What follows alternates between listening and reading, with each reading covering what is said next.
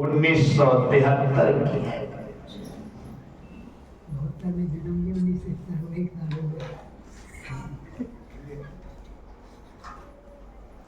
मौसम की मार गुड्डू पर पड़ी। वैसे भी बच्चे जल्दी चपेट में आते हैं।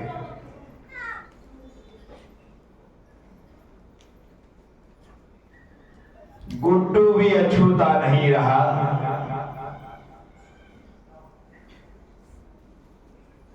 बीमार हो गया। बुखार आ गया और बुखार भी सामान्य नहीं। शरीर तवे सा तपने लगा। वैद्यों को दिखाया गया, दवाइयां दी गई, लेकिन दवाइयों का कोई असर नहीं। वैसे भी कोई बीमारी आती है तो कम से कम 3 दिन तो मेहमान बन के रहती है। उसके बाद तो जाने का सोचती है, जाए कोई जरूरी नहीं। जितनी जैसी दवाइयां वैद्यों ने कही दी। नाड़ी वैद्य ने नाड़ी देख करके कहा कि निमोनिया हो गया है।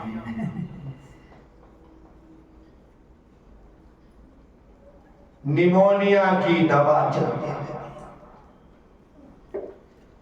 5 दिन, 7 दिन, 8 दिन, 9 दिन, 10 दिन हो गए, लेकिन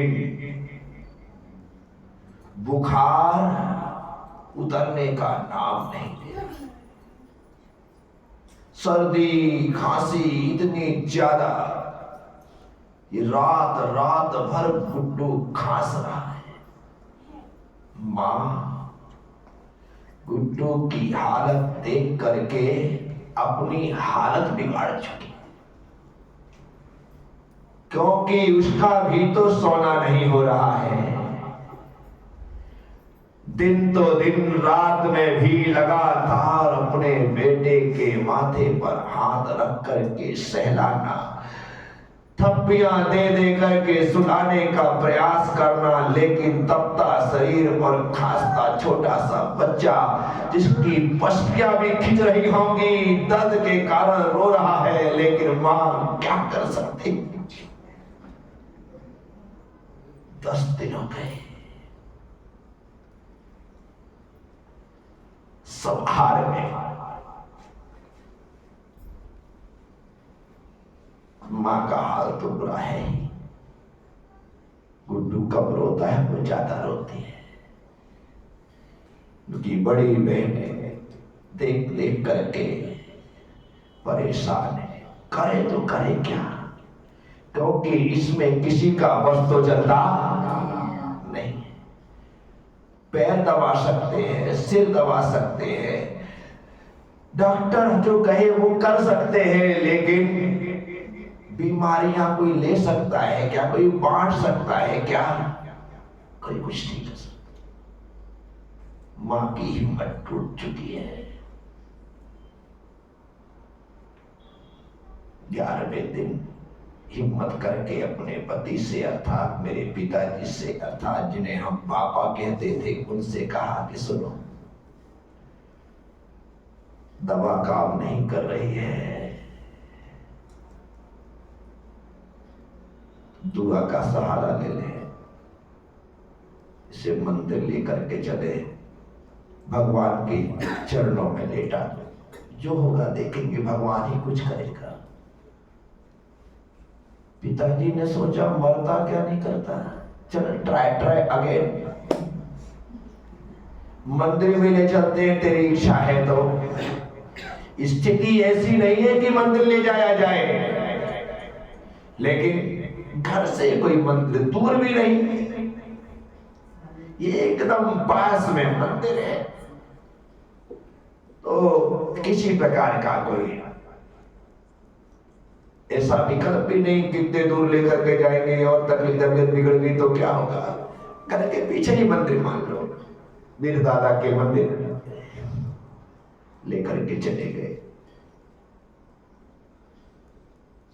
दर्शन करवाया, माथे पे गंधोदक लगाया, माँ ने सबकी नजरों से बचते हुए मेरे मुख में 2 बूंद गंधोदक डाल दिया, क्योंकि गंधोदक माथे पे लगाया जाता है, गंधोदक पिया नहीं जाता। माँ को लग रहा है कि मैं गलती कर रही हूँ, मुझे गंधोदक नहीं पिलाना चाहिए, लेकिन माँ ने गंधोदक को गंधोदक के रूप में नहीं, माँ ने गंधोदक को औषधि के रूप में अपने बच्चे के मुंह में 2 बूंद गंधोदक तरीके से सबकी आंखों से बचाते हुए डाल तो दिया, लेकिन खुद को ऐसा लगने लगा कि मैंने बहुत बड़ी गलती, बहुत बड़ा पाप कर दिया। एक तो बेटा बीमार है, तकलीफ में है, और मैंने ऐसा करके गुनाह कर दिया। पश्चाताप में बच्चे को लेकर के घर आ गए, माँ को यही लग रहा है कि मैंने गंधोदक पिलाया, लेकिन मैंने गलती, लेकिन माँ कहती है कि गंधोदक ने चमत्कार कर दिया। जो बुखार 10 दिन 11 दिन से उतर नहीं रहा था, वो बुखार कम होने लगा, बुखार कम होने लगा और माँ की आस्था बढ़ने लगी। माँ कहती है 12वें दिन तो बुखार ही नहीं आया, एकदम 13वें दिन तो थोड़ा मुस्कुराने लगा, सबको अच्छा लगा कि भाई बुखार उतर गया।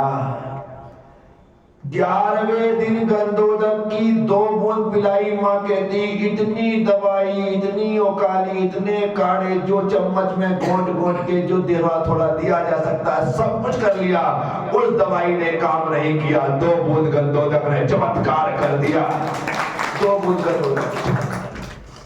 और माँ कहती है कि 15वें दिन तो तू एकदम स्वस्थ हो गया। ये है गंधोदक का चमत्कार। सारा खेल इसका है, सारा खेल।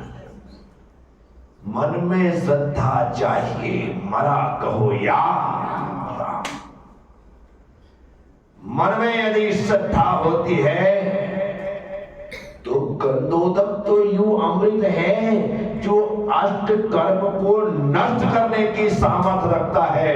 वह गंधोदक यदि बीमारी दूर कर दे तो इसमें आश्चर्य नहीं करना चाहिए।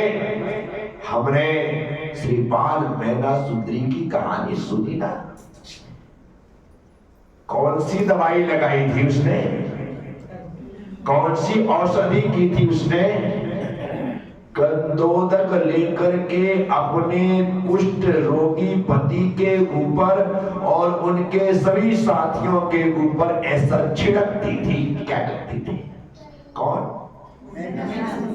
देखते ही देखते कोढ़ी काया कंचन सी हो गई। ये गंधोदक का चमत्कार है। माने सुना होगा ये कथा, ये कहानी, इसीलिए तो चोरी चोरी चुपके उसने धीरे से मेरे मुख में अपराध बोध के साथ 2 बूंद गंधोदक डाला और उस गंधोदक ने चमत्कार कर दिया। लोग मुझसे पूछते हैं महाराज श्री, गंधोदक लगाना चाहिए या बीमारी में पीना चाहिए?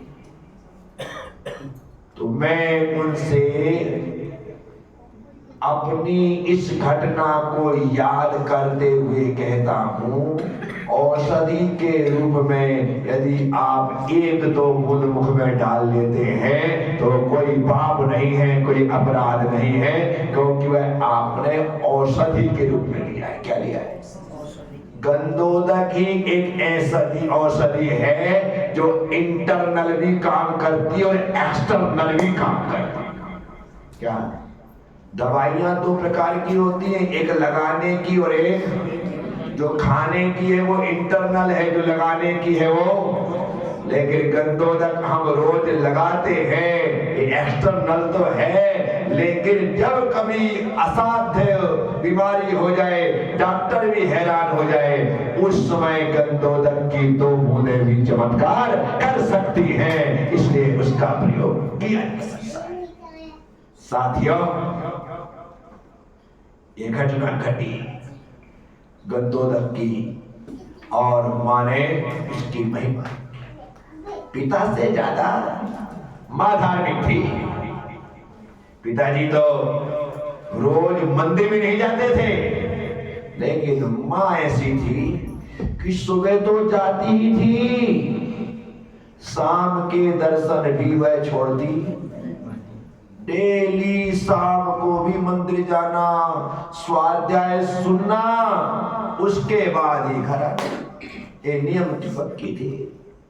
धर्म की भावना उसके भीतर कूट कूट करके बना, और इसी वजह से ऐसे ऐसे कार्य उसके द्वारा समय समय पर होते रहे हैं, जब उसके जीवन में धर्म ने चमत्कार दिखाया। साथी, हम लोग भी पिताजी के नक्शे कदम पर चलते हुए मंदिर नहीं जाते थे। जिसका बाप नहीं जाए उसका बेटा क्या जाए? कोई कितना भी बोलता रहे, हम लोग मानने को राजी। मंदिर के सामने से निकल जाते थे, लेकिन भीतर नहीं घुसते थे, क्योंकि रोज नदी जाना नहाने के लिए, हमारे वहां नदी जाना मतलब मंदिर के सामने से ही जाना, वहीं से जाना।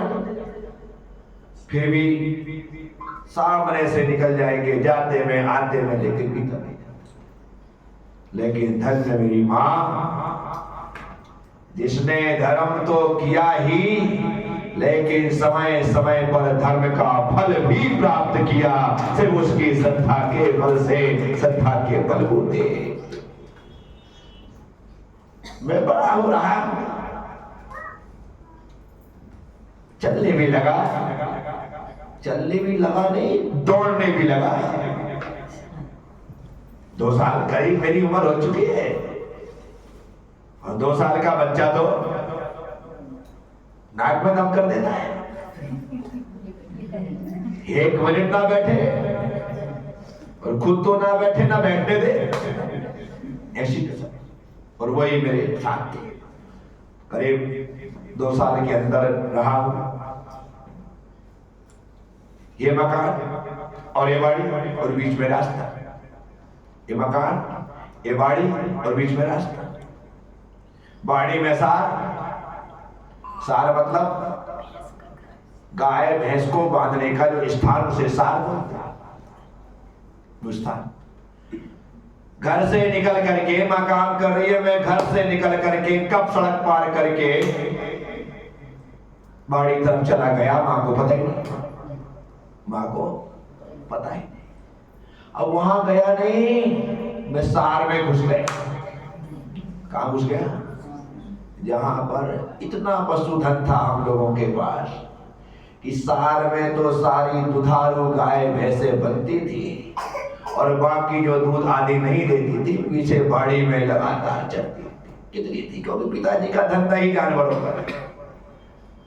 कभी नगरकोट से, कभी अमरवाड़ा से, कभी छिंदवाड़ा से, कभी चौरी से, जहां उन्हें अच्छे पशु मिलते थे, केवलारी से, वहां से पशु लेकर के आते थे और बेचते थे।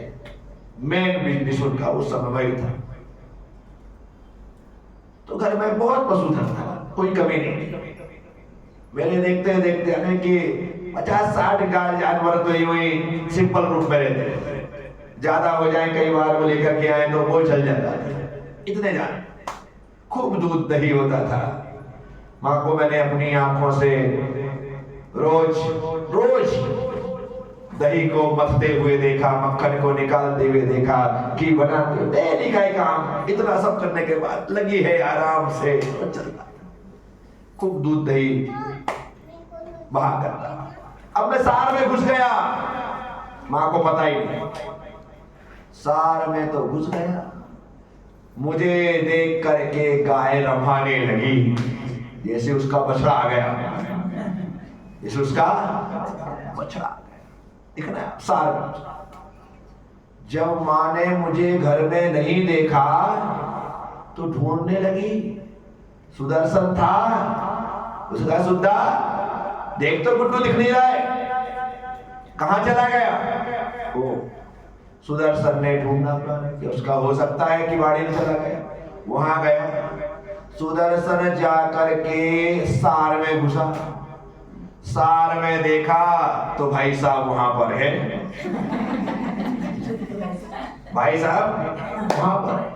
अब भाई साहब जिस अवस्था में है, उस अवस्था में देख करके सुदर्शन ने कहा कि इसे अब मुझे घर नहीं ले जाना है, पहले सबको बुलाना है।